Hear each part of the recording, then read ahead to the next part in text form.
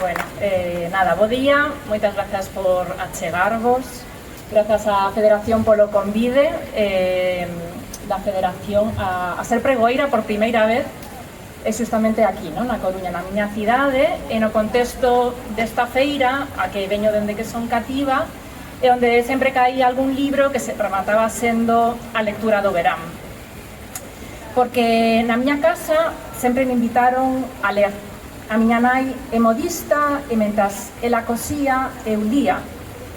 Nunca quixo ensinarme, dicía que era un traballo moi escravo e mal pago. Os libros era o que me garantirían un mellor porvir, o camiño para chegar onde ela non puido. Pero curiosamente, texto e téxtil comparten a mesma raíz etimolóxica latina tesere, que significa tecer, trenzar ou entrelazar. O metáfora do tecido é constante na creación verbal. Bordamos un discurso, hilvanamos ideas, fiamos palabras, urdimos plans, desovillamos enredos e os nosos relatos teñen trama, nó e desenlace. Así o expresa a escritora Irene Vallejo, quen sostén que a hipótese de que as primeiras narradoras foron mulleres que, mentras cosían, contábanse contos, as súas historias, as súas emocións, e por iso utilizaban as metáforas da costura, do tear, do que tiñan entre as súas mans nese momento. Esta teoría encaixa co feito de que as referencias á costura tamén son moi frecuentes na nosa tradición oral e musical, xa que aparecen en moitas cancións populares galegas, como é o caso desta copla. Costureiriña bonita, a túa agulla picoume, ti como é bonitiña, a picada consoloume. Ademais, nas culturas tradicionais, os tecidos albergan significados, recordos, símbolos, mensaxes. En definitiva, son escrituras. É o caso dos panos portugueses, lenços de enamorados do Miño. Estas pezas eran unha declaración de amor ao noivo ou pretendente.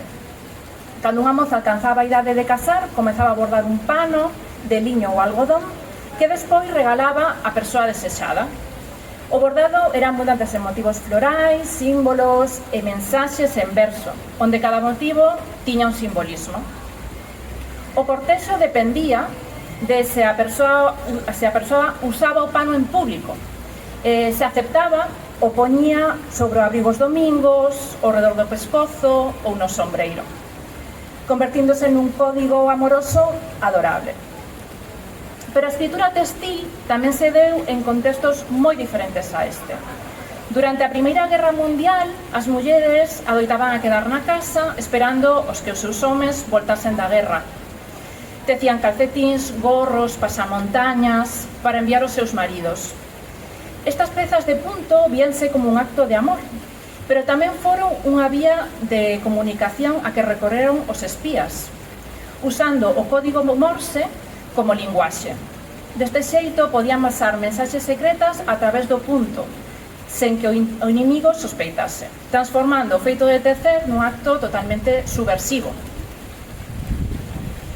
E no fío desta desobediencia atopamos o caso de Lorina Bulwer, internada no manicomio de Great Yarmouth en Inglaterra arredor do 1893, onde viviu durante case 20 anos. Xunto con outras 60 mulleres, pasou a maior parte do seu tempo recollendo liño, ás veces ata 10 horas diarias. O pouco tempo libre que tiña, bordaba, creando grandes pezas de ata 4 metros de longo, feitos con tiras de teas de algodón de diferentes cores. Eran correntes de escritura, sen puntuación e en mayúsculas, que toman a forma de entradas de diarios tesivas, autobiografía, monólogos asperados, chismes de pobo pequeno, protestas, chistes, psicoxeografía, insultos e acusacións, poemas e cancións. O que a investigadora Dolly Sen chama furias bordadas. Acusacións de fraude, engano emocional e material percorreron as pezas de Lorina.